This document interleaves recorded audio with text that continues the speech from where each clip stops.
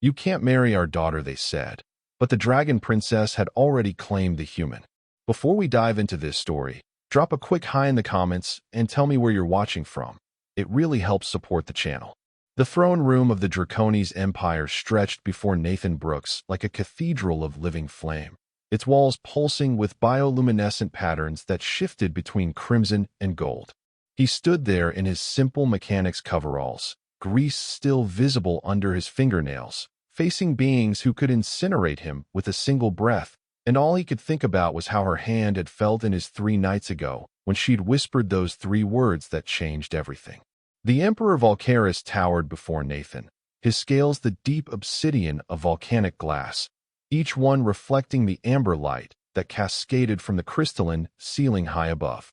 His eyes burned like molten copper, fixed on the human with an intensity that made the air itself shimmer with heat. Beside him stood Empress Solara, her scales a deep sapphire blue that seemed to hold entire galaxies within their depths, her presence somehow both terrifying and mesmerizing. Between them, her head held high despite the obvious tension, stood Princess Seraphina, and Nathan's breath caught in his throat just as it had the first time he'd seen her 6 months ago. Seraphina's scales were unlike any other dragon Nathan had encountered in his 2 years working at the Imperial shipyards, where most dragons bore the heavy, armored plating of their warrior heritage. Hers seemed to flow like liquid mercury touched with rose gold. They caught the light in impossible ways, creating patterns that reminded Nathan of sunset clouds and distant nebulae.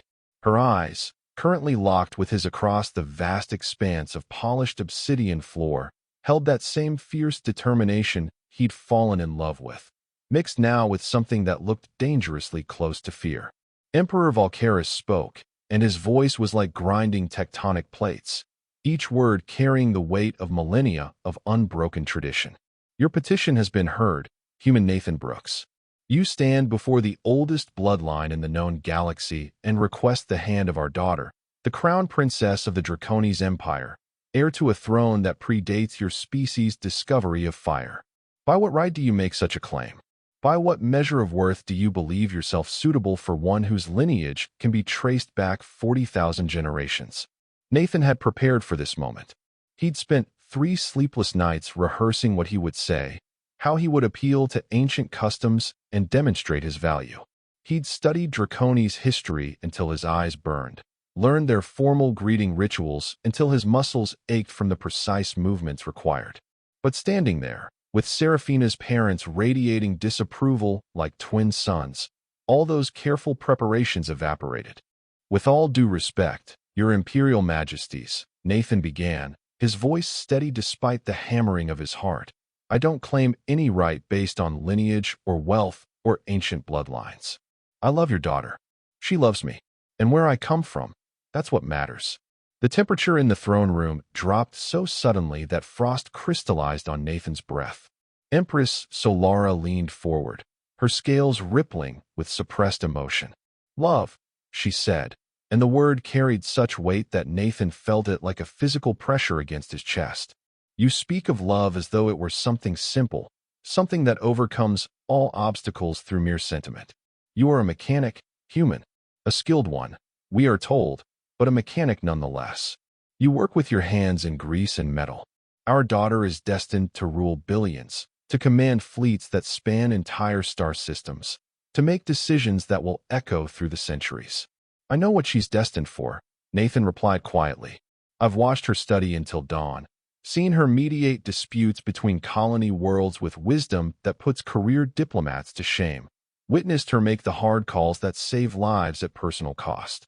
I know exactly who she is, Your Majesty. That's precisely why I love her." Seraphina made a small sound, barely audible, but Nathan heard it. He knew every sound she made, from her laugh that reminded him of wind chimes to the soft rumble she made when she was deep in thought. Emperor Valkaris rose from his throne, and the movement was like watching a mountain decide to relocate. He descended the steps with deliberate slowness, each footfall making the floor vibrate. When he reached Nathan, he towered over the human by at least 4 meters, his presence overwhelming. Steam rose from his nostrils as he examined Nathan with those burning eyes. "You are aware," the Emperor said, his voice dropping to something that was almost conversational, but somehow even more intimidating, that no human has ever been bound in permanent union to a member of the imperial family. You understand that such a precedent would send shockwaves through every level of our society. The other noble houses already question our decision to allow humans such unprecedented access to our worlds, our technology, our culture. This union you propose would be seen by many as the ultimate degradation of our ancient ways. Nathan held the Emperor's gaze, though every instinct screamed at him to look away. Then maybe it's time your ancient ways evolved, Your Majesty. With respect, the universe has changed since those traditions were established. Humans and Draconis work together now. We've built entire colonies in partnership, fought side by side against the Void Raiders, shared our different strengths to create something neither species could achieve alone. How long are you going to pretend that keeping the bloodlines pure matters more than what two people mean to each other? The silence that followed was absolute. Even the ambient hum of the palace's systems seemed to hold its breath. Seraphina closed her eyes. Whether in pride or horror, Nathan couldn't tell. The Emperor's scales began to glow, heat radiating from him in waves that made the air ripple and dance. You dare, Emperor Valkyris growled, to lecture me on the evolution of tradition? You, who have walked this galaxy for barely a cosmic heartbeat, presume to tell me what matters? I presume nothing, Nathan said, and now his own anger was rising, burning away the fear. I'm not asking you to change your whole society. I'm asking you to let your daughter choose her own happiness. She didn't ask for this any more than I planned it. But it happened, and it's real, and it's worth fighting for. Father, Seraphina's voice cut through the tension like a blade of crystal. Please, let me speak. The Emperor turned, his expression unreadable. You have remained silent throughout this proceeding, daughter. We wondered when you would find your voice. Seraphina moved forward, her movements carrying that particular grace that Nathan had first noticed when she'd entered his workshop 6 months ago, her personal shuttle suffering from what she'd apologetically described as an unfortunate malfunction. She'd watched him work for 3 hours, asking questions that revealed a deep understanding of propulsion systems, and when he'd finally gotten the drive core purring again, she'd smiled at him in a way that made his carefully maintained professional distance evaporate like morning dew. I remained silent, Seraphina said, because I wanted you to hear Nathan without my influence coloring your perception. I wanted you to see what I see when I look at him. Not a human mechanic from a young species, but a person of integrity, intelligence, and courage.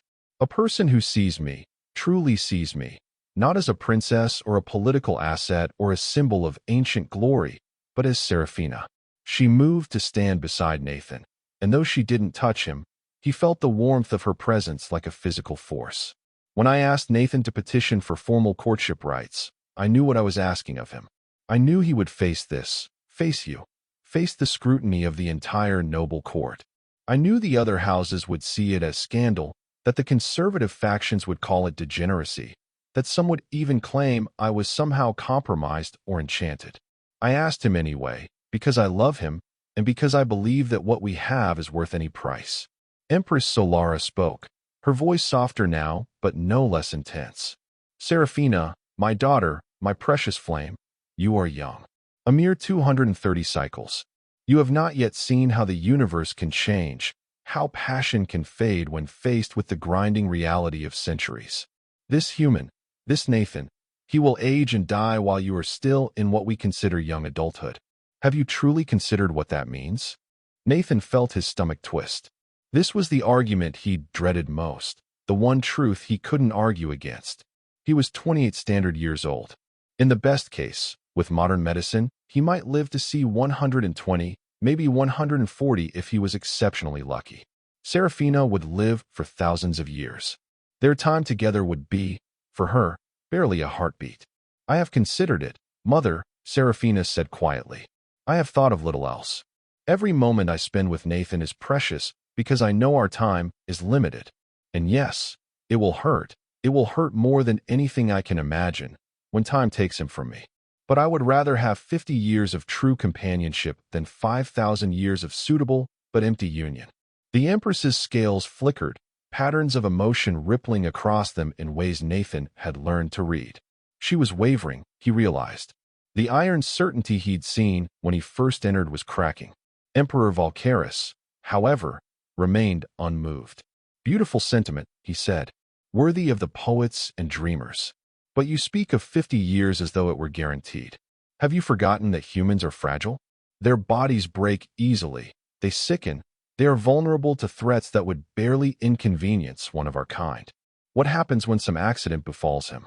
What happens when you must watch him suffer from age and infirmity while you remain unchanged? What happens when he is gone and you must continue for millennia with only memories?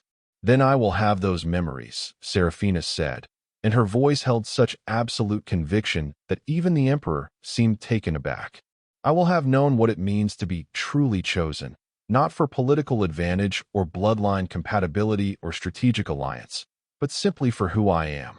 Can you honestly say that every moment of your 5,000 years has been more valuable than that? The emperor's scales rippled, and for just a moment, Nathan saw something flicker in those ancient eyes. Pain, perhaps, or recognition. The massive dragon turned away, looking up at the vast crystal dome above them, through which the twin moons of Draconis Prime were just becoming visible in the darkening sky. You speak words that echo uncomfortably with my own past, daughter, Emperor Valkaris said softly. You may not remember, you were barely hatched, but your mother and I did not begin our union as a matter of state convenience. She was of a noble house, yes, but not the match my parents wished for me. They wanted an alliance with the fire clans of the eastern reaches. I wanted Solara. We fought for 3 cycles to gain their acceptance. Empress Solara moved to stand beside her mate, and Nathan saw her place one elegant claw on his arm. A gesture of such simple affection that it seemed to transform them from imposing imperial figures into something more recognizable, more fundamentally real. We remember the pain of being told our feelings were unsuitable, the Empress said. We remember being informed that passion was insufficient grounds for permanent union. But Valkaris, my love, this situation is different. We were both Draconis. We were both of compatible age and lifespan. We faced social obstacles, yes, but not biological impossibilities. Are they impossible, though? Nathan spoke up, and 3 pairs of eyes turned to him. He pressed forward, the idea crystallizing even as he spoke. You're right that humans are fragile compared to Draconis. Our lifespans are short, our bodies vulnerable. But that's been changing. In the past 50 years, human medical science has made advances that would have seemed like magic to our grandparents. We're learning genetic modification, cellular regeneration, consciousness preservation. Not to achieve immortality, maybe, but to extend our healthy years, to make what time we have richer and fuller. You speak of theoretical advances, the Emperor said dismissively. I speak of active research being conducted right now, Nathan countered. There's a team on Kepler Station working on cross-species medical applications. They've already successfully extended human lifespans by 30% using techniques adapted from Draconis' regenerative biology. It's not perfect yet, and it won't make me live as long as Seraphina, but it might give us a century together instead of 50 years. And the research continues. Who knows what will be possible in 10 years or 20?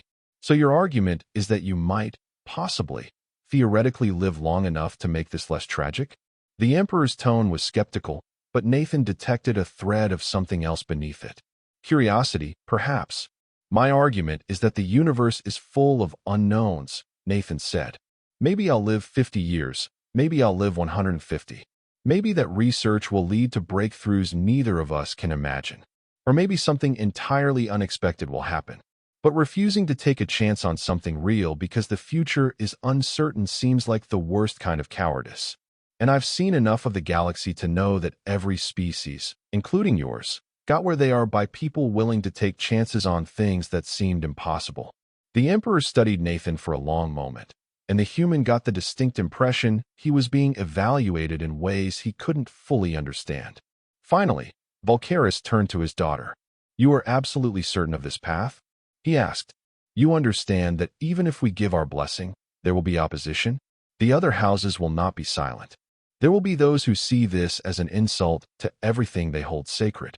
Your life will become more complicated, more scrutinized, more dangerous perhaps than it already is. I understand, Father, Seraphina said. And I'm certain. The Emperor exchanged a long look with his mate, some wordless communication passing between them. Then he sighed, a sound like a volcano releasing pressure, and Nathan realized with shock that the ancient dragon suddenly looked tired. Very well, Emperor Volcaris said. We will not stand in your way. But neither can we simply grant our blessing without condition. You wish to prove yourself worthy of our daughter, human Nathan Brooks? Then you will undergo the trial of proving. Nathan felt his blood go cold. He'd read about the trial of proving during his research. It was an ancient Draconis custom, designed to test the worthiness of those who sought to join noble bloodlines. The specific trials varied, tailored to test the particular weaknesses of the supplicant. And historically, the failure rate for those attempting to join the imperial family was approximately 90%. Father, no, Seraphina protested. The trial of proving is archaic, it's barbaric, it was never meant for situations like this. On the contrary, the Emperor said, his voice regaining its formal weight. The trial exists precisely for situations like this, where an unconventional match requires demonstration of exceptional qualities. If Nathan truly possesses the strength of character you claim, if his spirit is as resilient as his words suggest, then he will succeed. And if he fails, well, that will answer the question of his suitability more definitively than any argument. Nathan looked at Seraphina, saw the fear and anger warring in her expression. But beneath it, he also saw trust. She believed he could do this. More importantly, she believed in him, in who he was. And that made the choice simple. I accept, Nathan said firmly. Whatever the trial requires, I'll face it. You don't even know what it will entail, the Empress said, and there was something like concern in her voice now. Doesn't matter, Nathan replied. I came here to prove I'm worthy of your daughter's love. If facing a trial is what it takes, then that's what I'll do. The Emperor's expression was unreadable, but Nathan thought he detected the faintest hint of approval in those burning eyes. So be it. The trial of proving will commence in 3 days' time. You will be given access to our historical archives to prepare, though I suspect much of what you face will require qualities that cannot be learned from books. We will reconvene here at dawn on the 3rd day. He raised one massive claw, and the air shimmered as a holographic display materialized before them. But understand this, human. The trial is not simply a formality. It is a genuine test, and it may require you to risk the very life you hope to share with our daughter. If you have doubts, now is the moment to voice them. Nathan looked up at the towering figure of the Emperor, then at the Empress with her galaxy-deep eyes, and finally at Seraphina, who watched him with such intensity that he felt it like a physical touch. No doubts, he said quietly. Not about this. The Emperor nodded slowly. Then you are dismissed. Use these 3 days wisely. As Nathan turned to leave, Seraphina moved to follow him, but her father's voice stopped her. You will remain, daughter. There are matters we must discuss regarding the trial and what comes after, regardless of outcome. Nathan caught Seraphina's eye one last time before the massive doors of the throne room began to close. She mouthed 3 words that he'd heard her say only a handful of times, each one precious beyond measure. I love you. He mouthed them back, committing the image of her to memory as though he might never see her again. The doors closed with a sound like destiny's sealing, and Nathan found himself in the vast corridors of the Imperial Palace, alone with his thoughts and a crushing weight of what he'd just agreed to. A voice spoke from the shadows, making him jump. That was either the bravest or the most foolish thing I've witnessed in 3 centuries. Nathan spun to find a Draconis emerging from an alcove he hadn't noticed. This dragon was smaller than the Emperor, but still impressive, his scales a deep emerald green that seemed to absorb light rather than reflect it. He wore the insignia of the Imperial Guard on a baldric across his chest. Captain Theron, Nathan said, recognizing the dragon who served as head of palace security. He and Nathan had developed a cordial relationship during his months of visiting Seraphina. I'm going with brave, if you don't mind. Theron's expression, insofar as Nathan had learned to read Draconis' expressions, seemed amused. I was present for the entire audience, though you likely didn't notice me. It's my job to be unnoticed. I must say, you handled the Emperor better than most nobles would have. He respects directness, even when it borders on insolence. Is that a compliment or a warning? Nathan asked as they began walking down the corridor. Both, Theron said. Come, I'll escort you to the archives. The Emperor granted you access, and I suspect you'll want to begin preparing immediately. As they walked, Nathan's mind was already racing ahead to what the trial might entail. What can you tell me about it? About what I should expect? Theron was silent for a moment, his claws clicking on the polished stone floor. The trial of proving is tailored to the individual, he finally said. It will test your weaknesses, yes, but also challenge your strengths. It's designed to reveal who you truly are under pressure. The details vary, but I can tell you this. It will almost certainly involve 3 components. A test of physical capability, to see if your body can endure what life among us demands.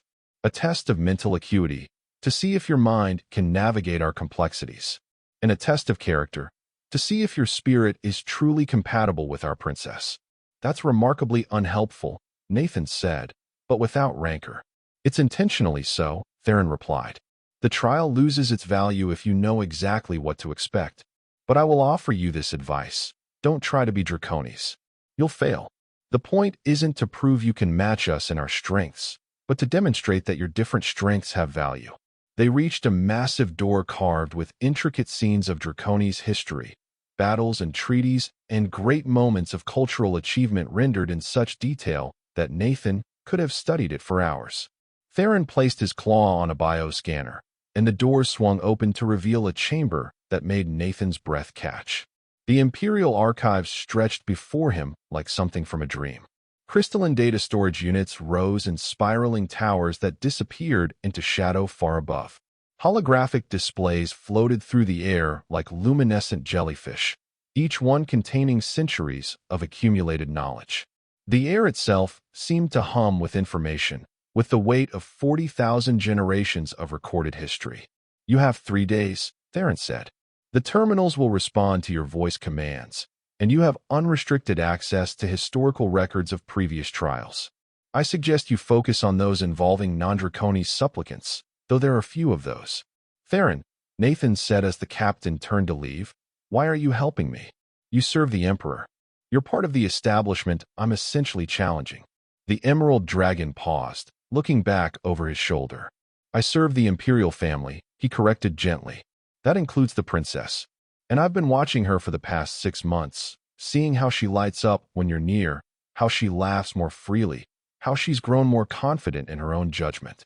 My duty is to her well-being, and you make her happy. So yes, I'm helping you. Within the bounds of my duty and honor, I'm helping you.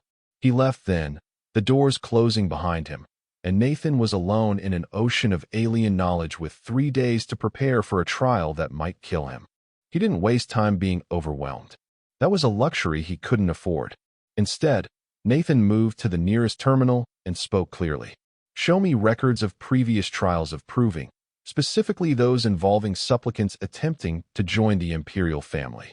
The terminal chimed, and holographic displays began to populate the space around him.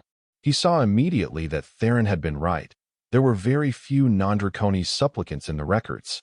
Most were other noble Draconis seeking to elevate their status through marriage. He watched recording after recording of dragons proving their worthiness through displays of strength, strategic thinking, and occasionally artistic or scholarly achievement. But there were a handful of others.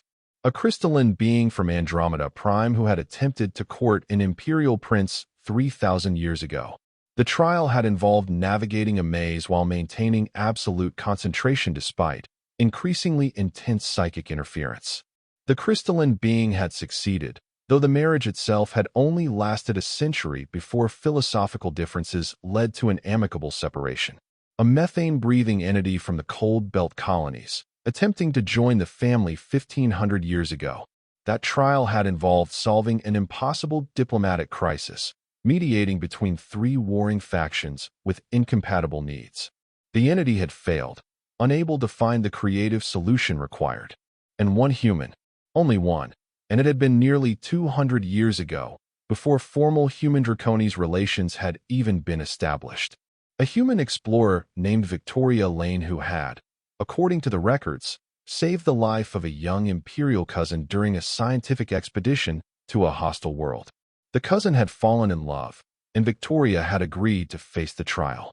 Nathan's heart pounded as he called up the details. Victoria's trial had been brutal. She'd been required to survive alone on a hostile moon for 30 days with minimal equipment, demonstrating both physical resilience and mental fortitude. Then she'd faced a complex strategic simulation, commanding a fleet against overwhelming odds. Finally, she'd undergone something called the clarification, where she'd been required to defend her worthiness before a council of elder dragons while under the influence of a drug that made lying impossible. She had failed the strategic simulation, unable to think in the three-dimensional spatial terms that came naturally to flying draconis. The marriage had been denied. Victoria had left the Empire, and Nathan could find no further record of what had become of her. He sat back, processing what he'd learned. The trials were tailored to expose weakness, but they were also designed to be barely passable. They existed on the knife edge between challenging and impossible. And the fact that he was human, with different strengths and weaknesses than draconis, meant his trial would almost certainly exploit those differences. Nathan spent the first day reviewing every trial he could find, looking for patterns, for commonalities, for insights into the draconis' mindset that designed these tests.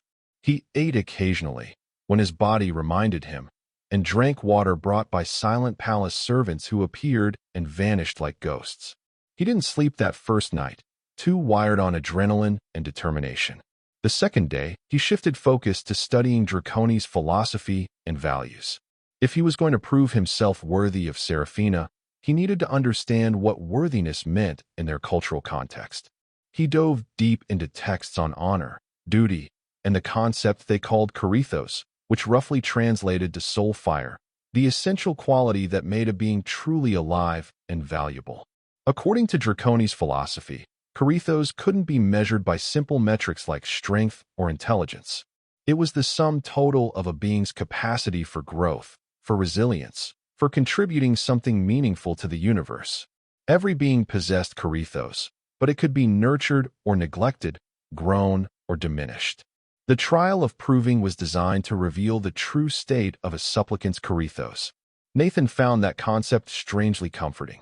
It meant he wasn't being tested simply on whether he could match draconis' capabilities, but on whether his essential self, his soul fire, burned bright enough and true enough to complement Seraphina's. On the second night, he finally allowed himself to sleep, curling up in a corner of the archives wrapped in a thermal blanket provided by those silent servants. He dreamed of Seraphina, of the first time she'd kissed him 3 months into their relationship, transforming from her massive natural form into the smaller humanoid shape some draconis could assume. He'd been terrified he would do something wrong, handle her too roughly or too tentatively, but she'd laughed at his nervousness and told him to stop overthinking.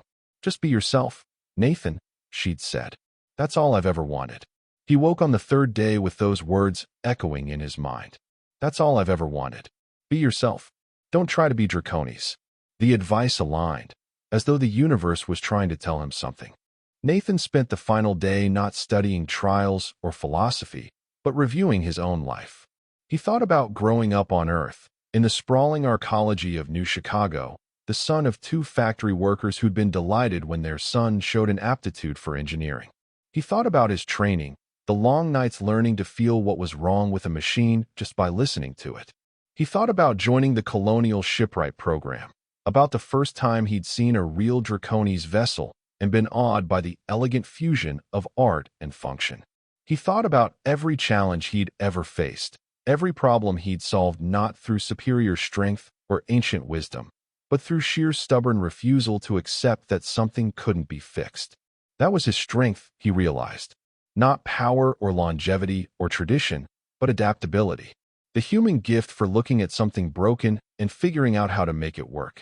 When the dawn of the third day arrived, Nathan felt as ready as he could be. He'd showered and changed into clean clothes, the most formal outfit he owned, which still felt inadequate for an imperial trial. He made his way back to the throne room, where servants directed him to a different chamber, one he hadn't seen before. This room was smaller but no less impressive, its walls lined with what appeared to be viewing screens currently displaying abstract patterns. Emperor Volcaris and Empress Solara were already present, along with Seraphina and a collection of other dragons Nathan didn't recognize, presumably nobles and officials whose presence was required for an official trial. Seraphina's eyes met his across the chamber, and Nathan saw such a mixture of emotions there that it made his chest ache. Fear for him, pride in him, love that needed no words. He gave her the smallest nod, a promise that he would do everything in his power to succeed. Human Nathan Brooks, Emperor Volcaris, intoned formally, you stand ready to face the trial of proving. You seek the right to formally court Princess Seraphina, heir to the throne of the Draconis Empire, and have accepted that you must demonstrate your worthiness through ordeal. Do you continue to consent freely to this trial? I do, Nathan said, his voice steady. Then let it be known that the trial shall consist of 3 challenges, as is traditional. The Emperor gestured, and the abstract patterns on the walls resolved into clear images. You will face the challenge of endurance, to test your physical capacity. You will face the challenge of wisdom, to test your mental acuity. And you will face the challenge of heart, to test the truth of your character. Success in all 3 is required. Failure in any will result in denial of your petition. Nathan nodded. He'd expected nothing less. The first challenge begins immediately, the Emperor said, and one wall of the chamber simply vanished, revealing a passageway beyond. You will enter the crucible of ascending flames. It is a course designed to test the limits of physical capability. For a Draconis, fire is life. It sustains and strengthens us. For you, it is deadly. You must traverse the crucible from beginning to end within 1 hour, retrieving the token of completion from the far side. You may use any tools or equipment you find within, but you may not receive aid from any other being. Nathan felt his mouth go dry. He'd expected a physical challenge, but somehow the reality of it was more intimidating than his imagination had prepared for. The chamber you will enter, the Empress added, her voice gentler than her mates, contains temperatures that would be merely warm for our kind, but will be at the edge of human tolerance. The path is not simple. You will be required to climb, to balance, to navigate obstacles while your body struggles with heat exhaustion. We have installed safety measures that will extract you if your vital signs reach critical levels, but such extraction will constitute failure. Nathan looked at Seraphina one more time. She looked terrified, and he realized this might be even harder for her than for him. She had to watch, helpless, while he faced danger. I'm ready, Nathan said. Then begin, the Emperor commanded. Nathan walked through the opening, and immediately the heat slammed into him like a physical force. The air shimmered and danced, making everything seem unreal. The passageway opened into a vast chamber, and Nathan's heart sank as he saw what lay before him. The crucible was a nightmare of an obstacle course. Narrow beams suspended over pits that glowed with actual lava. Climbing walls that radiated heat so intense Nathan could feel it from 20 meters away. Swinging platforms, rope bridges, sections that required crawling through spaces barely large enough to accommodate a human body. And everywhere, the fire and heat that was sustenance to Draconis but potential death to him. A timer appeared in holographic display at the entrance. 60 minutes. Nathan took a breath, the air searing his lungs, and started moving.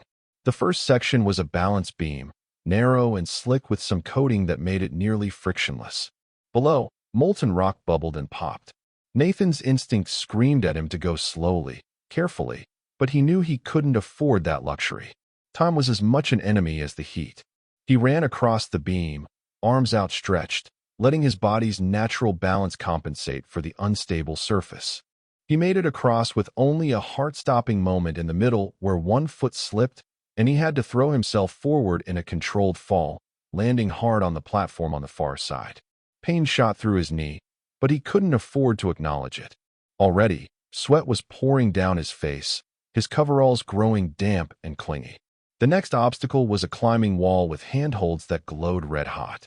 Nathan spotted a rack of tools mounted to one side and ran to it, finding heat-resistant gloves and boots. He yanked them on, blessing whoever had placed them there, and attacked the wall. Climbing while overheating was an exercise in controlled desperation. Every movement felt like it cost twice the energy it should. His muscles screamed protest. His lungs burned with each breath of superheated air. But Nathan had spent years working in uncomfortable conditions, in ship's engine rooms where the temperature could top 40 degrees, in the thin atmospheres of barely terraformed worlds. He knew how to push through discomfort. The gloves helped, but weren't perfect. He could still feel the heat through them. Not enough to burn, but enough to make every handhold an exercise in willpower. He climbed methodically, testing each hold before committing his weight, keeping 3 points of contact at all times. Engineering principles applied just as well to rock climbing as to starship repair. He reached the top of the wall and found himself facing a rope bridge that swayed and bounced with every step. The ropes themselves seemed to be made of some heat-resistant material, but they'd been positioned to pass through columns of flame that shot up from below at irregular intervals. Nathan watched the pattern of the flames for 30 seconds, timing them. There was a rhythm, complex but discernible. He waited for the gap, then moved, running across the bridge with desperate speed, feeling the heat of the flames as they erupted mere seconds after he passed each point. He made it to the far side with his arm hairs singed and his heart hammering. The timer showed 35 minutes elapsed. He was halfway through his time, but he had no idea if he was halfway through the course.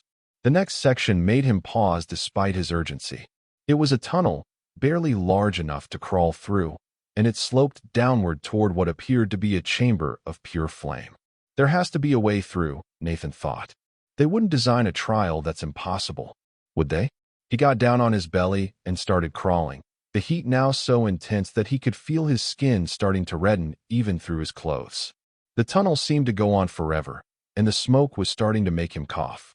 Carbon monoxide poisoning, Nathan thought distantly. That'll get me before the heat does. Then he saw it. A side passage, barely visible in the flickering light, branching off from the main tunnel. Nathan squeezed into it, contorting his body in ways that would have been impossible if he'd been any larger. The side passage rose instead of descended, and after what felt like hours but was probably only minutes, he emerged into another chamber. This one was different. Cooler, though still hot by human standards. And there, on a pedestal in the center, was a crystalline token that pulsed with inner light. The token of completion. Nathan ran to it, grabbed it, and looked around for the exit. There, another passageway, this one mercifully straight and clear. He ran, his body moving on autopilot now, everything screaming for rest, but his will refusing to allow it. He burst out of the crucible into the observation chamber, the token clutched in his hand, and immediately collapsed to his knees. Cool air that felt like diving into a mountain stream, washed over him. Someone was spraying him with water, someone else was pressing something cold against his neck. Voices spoke in urgent draconies above him. He'd made it. The timer, he dimly noticed, showed 48 minutes. 12 minutes to spare. Impressive, Emperor Valkaris's voice cut through the fog in Nathan's head. You found the hidden passage. Many don't. They simply try to push through the main tunnel and fail. Nathan wanted to respond, but couldn't seem to make his mouth work. He settled for holding up the token instead. Rest, the Empress said, and her voice held something that might have been approval. The next challenge will begin in 1 hour. You've earned a respite. Nathan spent that hour in something close to a medical bay, being treated for second-degree burns on his hands and minor heat exhaustion. A dragon he didn't know, wearing the insignia of a physician, treated him with surprising gentleness while explaining that he'd come dangerously close to the extraction threshold several times. You have a remarkable pain tolerance, the physician observed. Most beings would have given up long before the tunnel section. I reviewed your biological scans. You were approaching the limits of human endurance. Had to, Nathan managed to say. His throat felt raw from breathing superheated air. The physician made a sound that might have been a chuckle. Indeed. Your determination is noted and will be reported to the Emperor.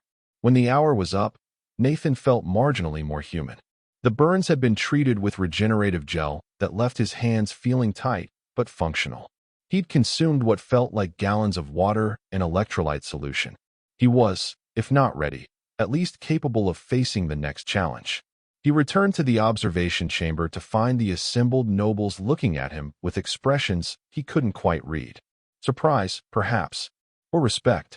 Seraphina's face showed naked relief, and he gave her a small smile to let her know he was okay.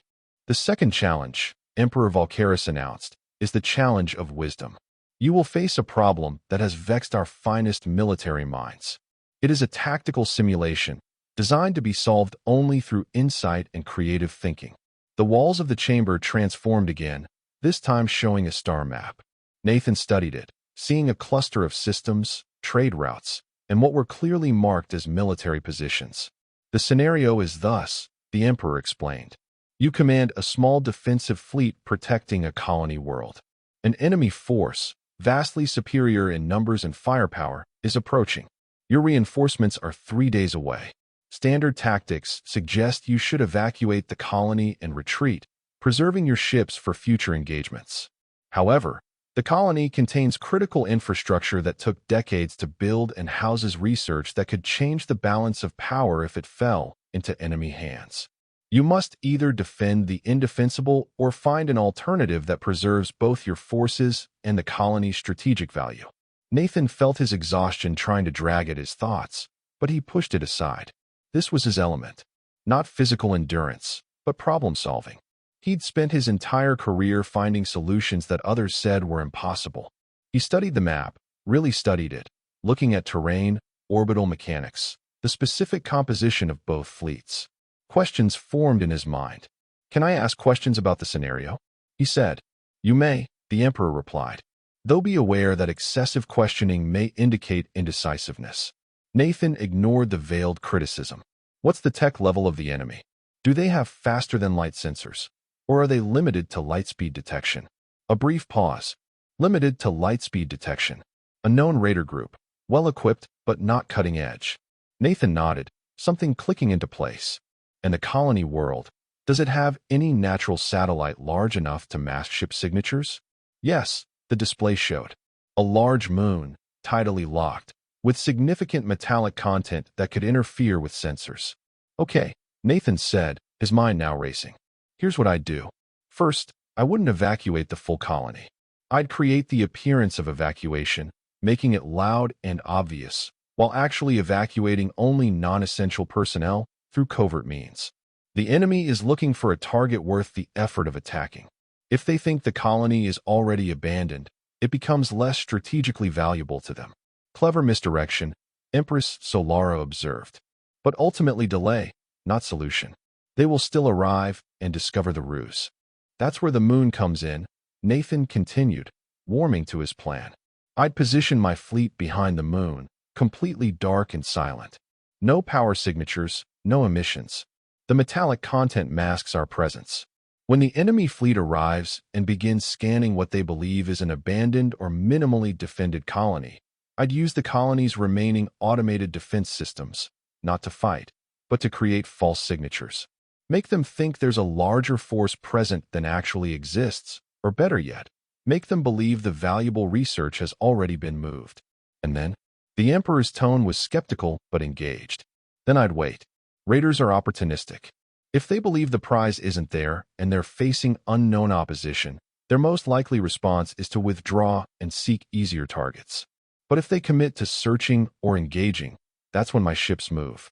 We hit them from behind while they're focused on the colony, using the moon's gravity well to slingshot into attack position. We don't need to destroy them, just damage them enough that continuing the attack becomes more costly than withdrawing. There was a long silence in the chamber. Nathan watched the assembled nobles exchange looks he couldn't interpret. You would gamble everything on your reading of enemy psychology, the Emperor finally said. No, Nathan replied. I'd gamble on understanding that raiders think like business people. They're not ideological enemies. They're resource extractors. Change the cost-benefit analysis and they'll change their behavior. And if I'm wrong, if they commit anyway, then I've still put my fleet in position for a surprise attack with tactical advantages they weren't expecting. It's not perfect, but it's better odds than a straight fight we'd definitely lose. The Emperor looked at his mate, and Nathan saw something pass between them. Then Valkyris turned back to Nathan. In 300 years of using this simulation, you are the first non-draconis to propose that solution. Most attempt to fight cleverly or retreat strategically, but they think in terms of military outcomes. You thought in terms of psychology and economics.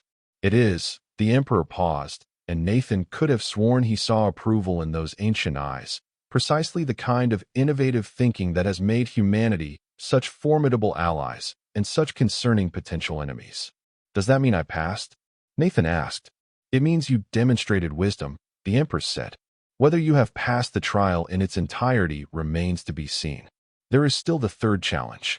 Nathan's moment of triumph faded. The challenge of heart. The test of character. In some ways, he dreaded this more than the physical or mental challenges. Those he could prepare for, could tackle with tangible skills. But how did you prove the contents of your soul? You will be given 1 hour to rest, the Emperor said. Then the final challenge will begin. This time, Nathan was taken to an actual chamber, a room with a simple bed where he could lie down. He didn't think he'd sleep, his mind was too active, but exhaustion claimed him almost immediately. He dreamed again of Seraphina, but this time the dream was strange and unsettling. She was calling to him across a vast distance, but every step he took toward her seemed to make her farther away. He woke disoriented and found Captain Theron standing in the doorway. It's time, the Emerald Dragon said quietly. Nathan followed him back to the observation chamber, which had transformed once more. This time it was simpler, more intimate. The assembled nobles were gone. Only the Emperor, the Empress, and Seraphina remained. The final challenge, Emperor Valkaris said, and his voice was softer now, almost gentle, is the simplest and the most difficult. The challenge of heart requires absolute honesty. You will be given a choice, and your answer will reveal the truth of who you are. He gestured, and a holographic display materialized before Nathan. It showed 2 paths, like something from an ancient mythology tale. On your left, the Emperor said, we offer you what you have asked for. Permission to formally court our daughter. We will give our blessing, despite our reservations. You may pursue a relationship with Seraphina without impediment from us. But know this, you will face opposition from the other noble houses. There will be those who see you as an interloper, who will work to undermine you at every turn. Your presence in Seraphina's life will complicate her path to the throne, will make her reign more difficult when it eventually comes. You will be a source of controversy and conflict for as long as you live. The display on the left showed scenes of Nathan and Seraphina together, but shadowed by arguing nobles, political maneuvering, public controversy. It was a future of love, but also struggle. On your right, Valkaris continued, we offer you an alternative. We have been speaking with the humans of the Kepler Station Research Facility. They have agreed to accept you into their program, the one researching life extension and cross-species medical applications. You would become a test subject, a pioneer. The process is not guaranteed to succeed, and it carries risks, but if it works, you could extend your natural lifespan significantly. Enough, perhaps, to be with Seraphina for centuries rather than decades. The display on the right showed Nathan in a laboratory, surrounded by equipment and scientists, then emerging to reunite with Seraphina years later, both of them unchanged. But there is a cost, the Empress said, taking over the explanation. The research requires years of dedication. You would need to leave immediately to commit yourself fully to the program for a minimum of 5 years, possibly longer. You would not be able to maintain contact with Seraphina during that time.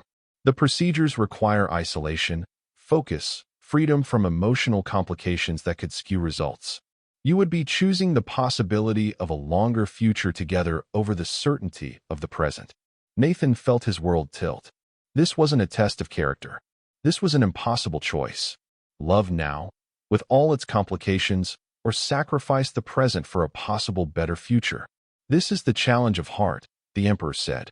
Do you choose your happiness in the moment, knowing it will be brief and difficult?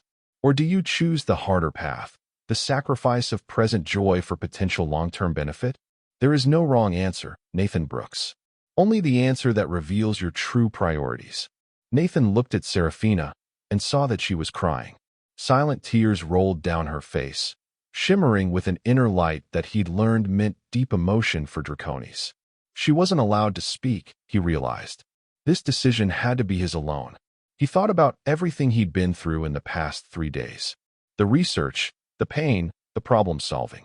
He thought about what he'd learned about Draconis' culture, about Corithos, about the soul fire that defined a being's worth. And he knew his answer. This isn't actually a choice about Seraphina at all, Nathan said quietly. It's about me. You're asking whether I'm the kind of person who sacrifices the present for an uncertain future, or the kind who grabs happiness while it's available. You're asking what I value most. The Emperor's expression was unreadable. And what do you value most? I value honesty, Nathan said. And the honest truth is that 5 years of research might give me a longer life, but it won't make the time I have more meaningful. You told me this challenge would reveal my character. Well, my character is that I don't postpone living. I don't put off the important things for the convenient time. I've watched too many people do that. Wait for the right moment that never comes. Sacrifice the real for the theoretical. He turned to face the Emperor and Empress directly. I choose the left path. I choose to be with your daughter now, to face whatever controversies and difficulties that brings, because that's the only way to actually live. Not carefully, not calculated to maximize some theoretical outcome, but fully and presently and real. Yes, I'll have fewer years with her than I would if I'd been born Draconis. Yes, our relationship will make her life more complicated. But those years will be lived, not deferred, and those complications will be faced together, not avoided out of fear. The chamber was silent for a long moment.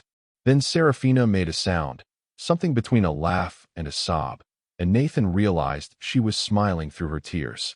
Emperor Valkaris and Empress Solara looked at each other, and Nathan saw something extraordinary.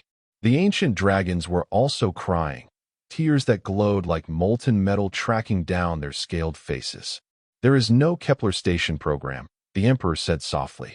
Not as we described it. The research is real, but we invented the specific offer. It was a fabrication, a test of your priorities. Nathan felt something twist in his chest. You mean I could have chosen years of isolation for nothing? For a program that doesn't even exist? You could have chosen an illusion of safety over the reality of love, the Empress corrected. You could have decided that avoiding present difficulty was worth sacrificing present joy. Many do. They tell themselves they're being practical, but they're really being afraid. She moved forward, and for the first time since Nathan had met her, she transformed, shifting from her massive natural form to a more humanoid shape similar to what Serafina could assume. She reached out and placed a scaled hand on his shoulder. My daughter chose well, she said. You are not Draconis, Nathan Brooks. You will never have our strength or our longevity or our ancient traditions. But you have something that many of us have forgotten in our thousands of years, the courage to embrace the fleeting moment. The wisdom to know that a short life lived fully burns brighter than a long life lived cautiously. You passed the challenge of endurance not because you are strong, but because you refuse to quit, the Emperor added, also transforming and approaching. You passed the challenge of wisdom not because you think like us, but because you think differently and see solutions we miss. And you passed the challenge of heart not because you made the objectively correct choice. There was no objectively correct choice, but because you made the honest one. Then, Nathan said, his voice barely working, I have your blessing? You have more than that, Valkaris said, and now Nathan could see that beneath the ancient dignity, beneath the imperial gravitas, there was a father who loved his daughter. You have our respect. You have our acknowledgement that perhaps, just perhaps, these ancient traditions needed to encounter someone who didn't see them as insurmountable. The Emperor placed his hand on Nathan's other shoulder, and Nathan stood there, supported by two of the most powerful beings in the known galaxy, feeling more humbled than he'd felt in his entire life. Serafina was suddenly there, having crossed the distance between them in a blur of motion.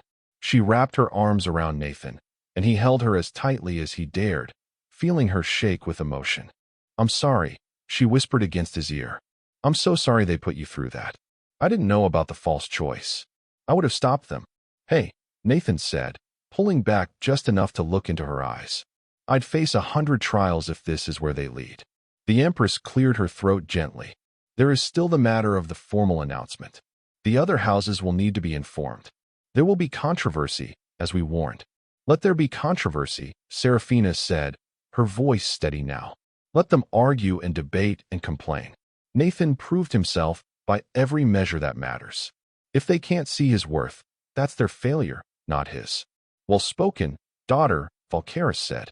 Then let it be known, by the authority of the Emperor of the Draconis Empire, and having passed the trial of proving, Human Nathan Brooks is granted permission to formally court Princess Seraphina. Let the historians record it. Let the noble houses debate it. Let the future judge whether we were wise or foolish. He raised his voice, speaking with the full power of his position. But I believe we are witnessing the beginning of something new. Not the degradation of our traditions, but their evolution. The universe is changing, has been changing since humans first reached the stars. Perhaps it's time we changed with it. Over the following months, the Emperor's prediction about controversy proved accurate. The noble houses divided sharply on the issue. Some saw Nathan's acceptance as a necessary acknowledgement of the new reality of human-Draconis relations. Others viewed it as an unforgivable breach of tradition.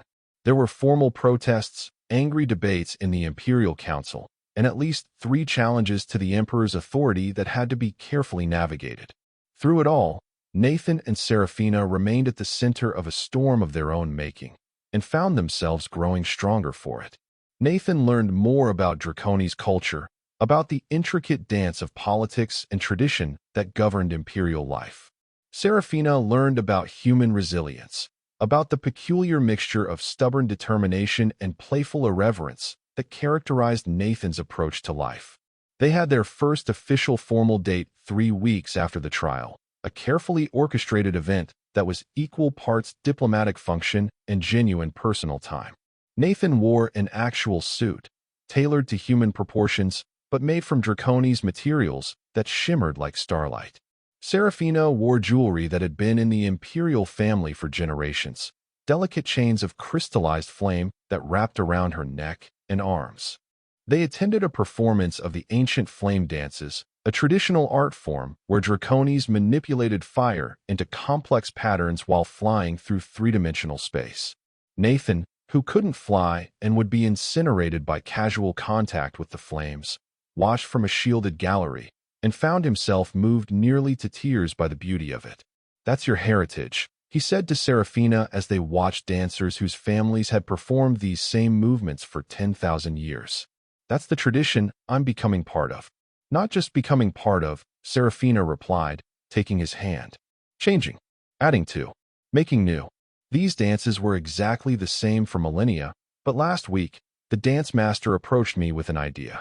They want to create a new form, one that incorporates human music and rhythm with traditional Draconis fire manipulation.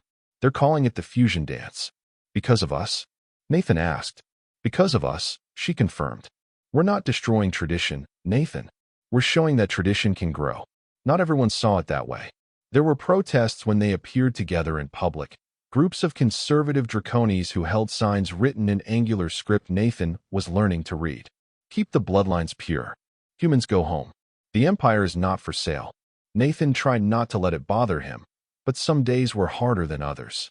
After one particularly vocal demonstration outside the palace, he found himself sitting alone in the workshop that had been provided for him, staring at a piece of machinery without really seeing it. Captain Theron found him there. "I thought I might find you here," the Emerald Dragon said. "Bad day. Is it always going to be like this?" Nathan asked. "Am I always going to be the human who corrupted the princess?" Theron settled down on his haunches, a posture that Nathan had learned indicated serious conversation. "I've served the imperial family for 3 centuries, the captain said. "I've watched the Empire navigate crises of succession, wars that threatened our existence, plagues that killed billions. I've seen changes that, at the time, felt like the end of everything we held sacred." And Nathan prompted. "And the Empire survived," Theron said. "Not by refusing to change, but by changing wisely. There was a time when the idea of allowing non-Draconis onto our home worlds was considered unthinkable. There was a time when our empire's borders were considered sacred and absolute, when the idea of cooperating with other species was seen as weakness. Every time, there were those who said we were destroying ourselves. Every time, they were wrong." He fixed Nathan with those sharp eyes. "You're not corrupting anything. You're part of a natural progression, the next step in a journey that began when we first encountered other intelligent life. Yes, some will resist. Yes, it will be uncomfortable. But the alternative is stagnation, and stagnation is death for any civilization." Nathan took a breath, letting that sink in. "Thank you," he said quietly. "Besides," Theron added, standing to leave. The princess is happier than I've ever seen her. That alone makes you worth any amount of controversy. As seasons changed on Draconis Prime, Nathan and Seraphina's relationship deepened from courtship to genuine partnership. They learned each other's rhythms, their different ways of processing the world. Nathan taught Seraphina about human art and music, introducing her to everything from ancient classical symphonies to modern fusion jazz. She taught him the meditative practices of Draconis philosophy, showing him how to find the still point within himself even in chaos. They worked together on projects, combining their different skills. When a manufacturing complex in the outer colonies experienced critical failures, they traveled there together. Nathan analyzed the mechanical failures while Seraphina navigated the political complications of the various factions involved. The result was a solution that satisfied everyone involved and restored production ahead of schedule. Word of their success spread. Other colonies and facilities began requesting their involvement in complex problems, recognizing that the combination of human technical innovation and Draconis' diplomatic skill created something more effective than either approach alone. They became, without quite intending to, a team. 1 year after the trial of Proving, the Emperor called them both to a private audience. Nathan had learned to read Valkyris better now, and he could see the old dragon was troubled. The political situation has evolved, the Emperor said without preamble. Your relationship is no longer the scandal it once was. Oh, there are still opponents, but they've been marginalized by your demonstrated effectiveness together. The majority of our citizens have accepted, even embraced, the human Draconis bond you represent. That's good, isn't it? Seraphina asked. It is, Solara agreed. But it brings new complications. There are now other human Draconis relationships forming, inspired by yours. This has created pressure to formalize such bonds under imperial law. We need to establish precedents, traditions, legal frameworks for something that has no historical basis. You want us to be the first, Nathan said, understanding. The first official cross-species union recognized under imperial law. We do, Valkyris confirmed. But understand what we're asking. This would be more than a simple marriage ceremony. It would be a state event, a declaration of new policy, a symbolic moment that will be studied by historians for generations.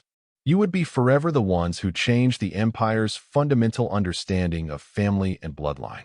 Nathan and Seraphina looked at each other, and Nathan saw his own feelings reflected in her eyes.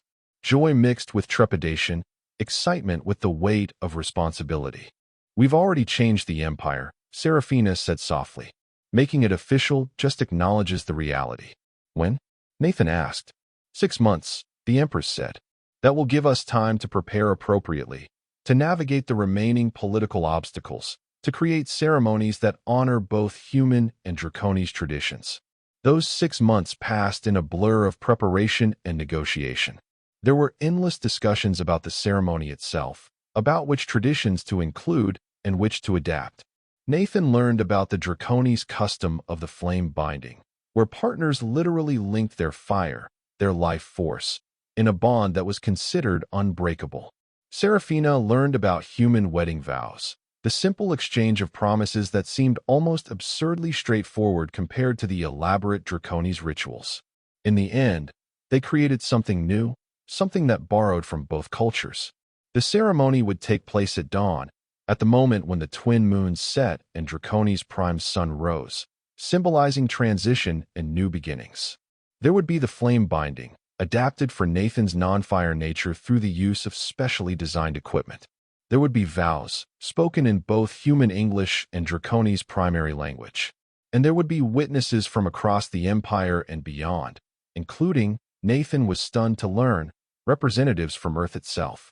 The day before the ceremony, Nathan's parents arrived from Earth, their first time leaving humanity's home world.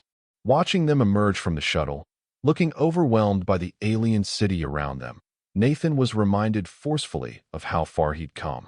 His mother cried when she saw him, and his father kept looking at the Draconis moving around them with an expression of barely controlled wonder.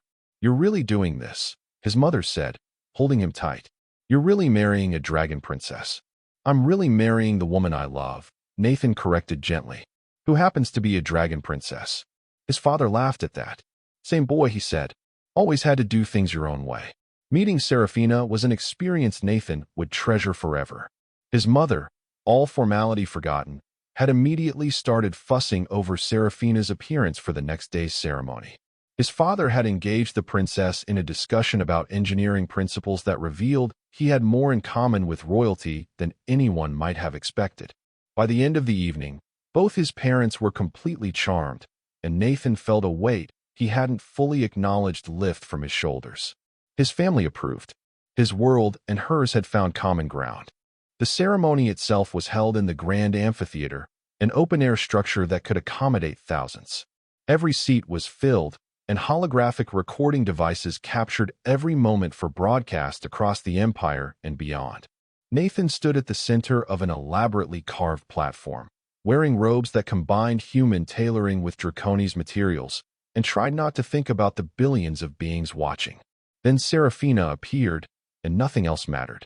She flew in as dawn broke, her scales catching the first light of day and scattering it in 1,000 directions.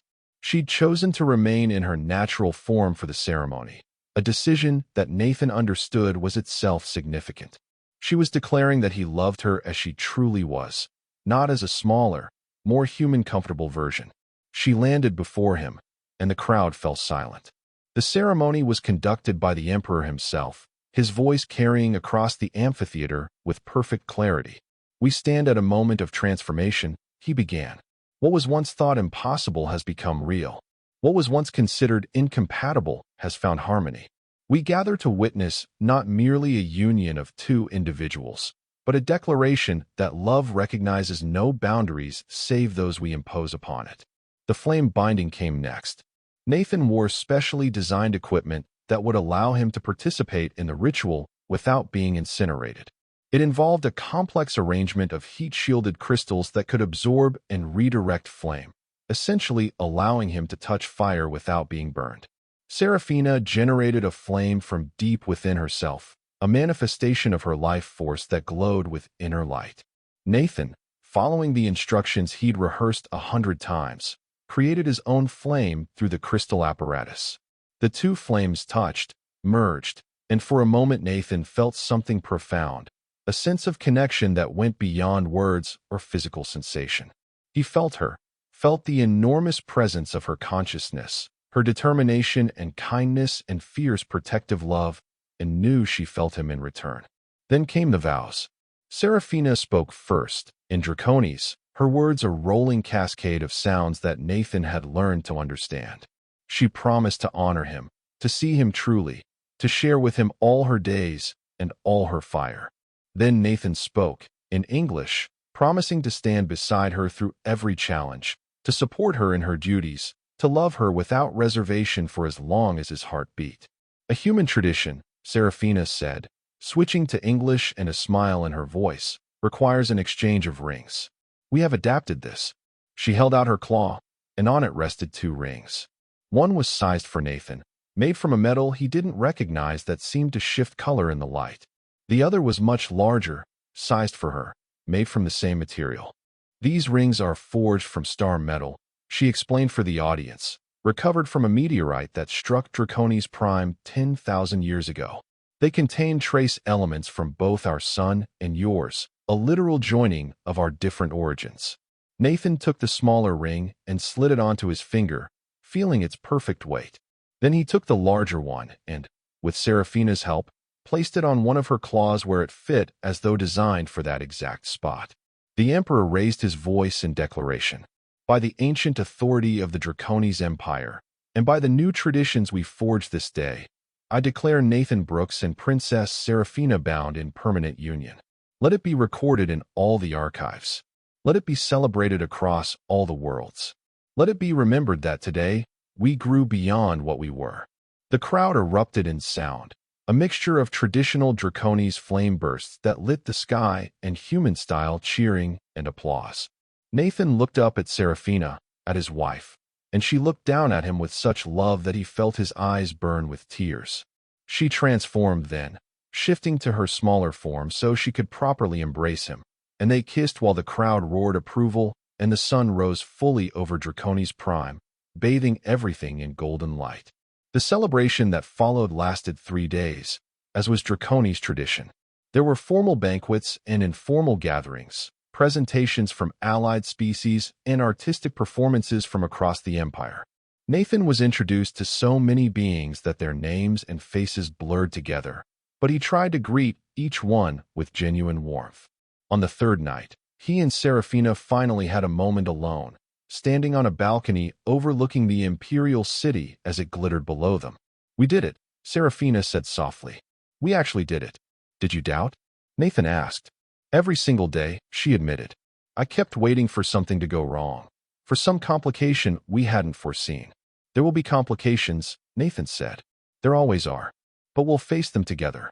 She leaned against him, and they stood in comfortable silence, watching the city lights and the stars beyond.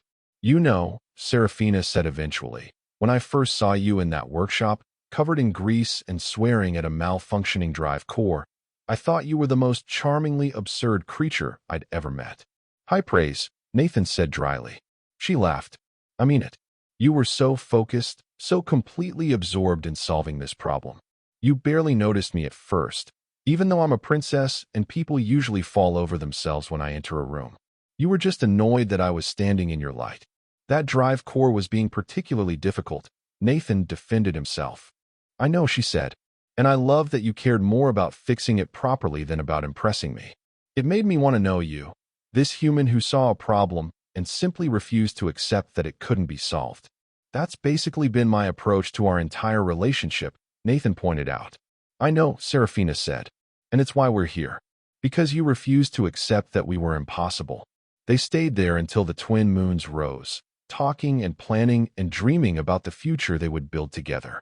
A future that neither of their species had imagined possible just years before. A future that would be measured in decades rather than centuries, but would burn bright enough to light the way for others. In the years that followed, Nathan and Seraphina became more than symbols. They became leaders in their own right, using their unique partnership to bridge gaps between species and solve problems that had seemed intractable. They advocated for greater cooperation between human and Draconi's research institutions. They mediated in conflicts between colony worlds. They raised children, hybrid beings that should have been impossible but existed because love found a way. There were still opponents, still those who muttered about diluted bloodlines and lost traditions. But they were increasingly drowned out by the voices of those who had been inspired by what Nathan and Seraphina represented. Cross-species relationships became more common, accepted, celebrated. The Empire evolved, as Theron had predicted it would, adapting to a new reality that included rather than excluded. Nathan did eventually participate in the life extension research, though not through the fabricated program the Emperor had invented for the trial. The real research program, inspired in part by his relationship with Seraphina, made steady progress. He would never live as long as a Draconis, but the decades they had together stretched into a full century, then beyond. On their 50th anniversary, surrounded by their children and grandchildren, by friends from a dozen different species, by citizens of an empire that had been transformed by their love, Nathan and Seraphina renewed their vows. They were older now, Nathan with silver in his hair and lines on his face that spoke of a life fully lived, Seraphina with subtle changes to her scales that only he could detect, markers of time even for her long-lived kind. "You were right," Emperor Volcaris said during the celebration. He was older too, though he would live for millennia more. "The day of your trial, when you chose the present over the uncertain future, you were right. You've built something that 1,000 years of careful planning could never have achieved." "We just loved each other," Nathan said simply. "Everything else followed from that." "Sometimes," the Emperor replied, "that is enough. Sometimes, that is everything." As the celebration wound down and the guests departed, Nathan and Seraphina found themselves once again on that same balcony where they'd stood on their wedding night, looking out at the city that had become their home.